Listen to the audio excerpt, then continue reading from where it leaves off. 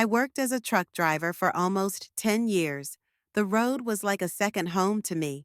I had seen it all: accidents, breakdowns, strange hitchhikers, even people wandering in the middle of the highway at night, not knowing where they were going. But one trip changed everything. It was a routine route from Kiev to Warsaw, then onward to Germany. The cargo, ordinary household goods, nothing unusual. The only thing that made me uneasy was the rush.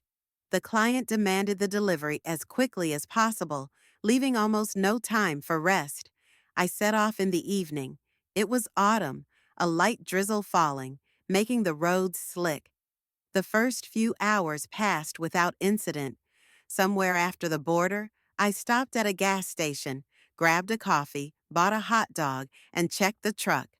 Everything was fine. As I was about to leave, a man approached me. He looked like a typical trucker: an old jacket, worn out jeans, a thermos in his hand. "Hey man, are you heading to Germany?" he asked. "Yeah," I replied. "Could you give me a lift?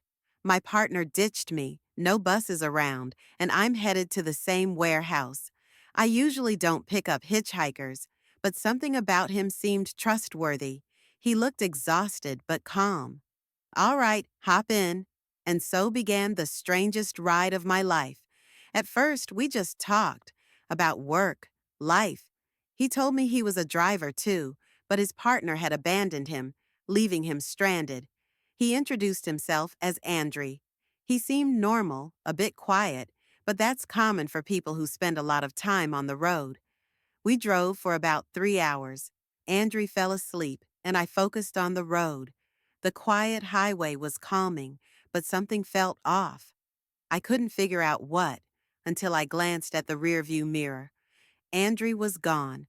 I nearly lost control of the truck. I turned around. His seat was empty.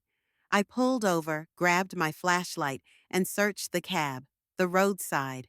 Nothing. It was an absolutely deserted stretch of highway. No gas stations, no cars behind me.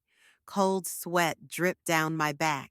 I climbed back into the truck, trying to find any evidence that he had actually been there.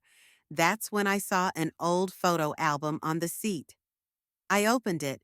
Inside were black and white pictures of truckers, all old, seemingly from the 80s, and in every one of them, there was Andrew. I flipped to the last page. There was a note: "Remember those who never returned from the road."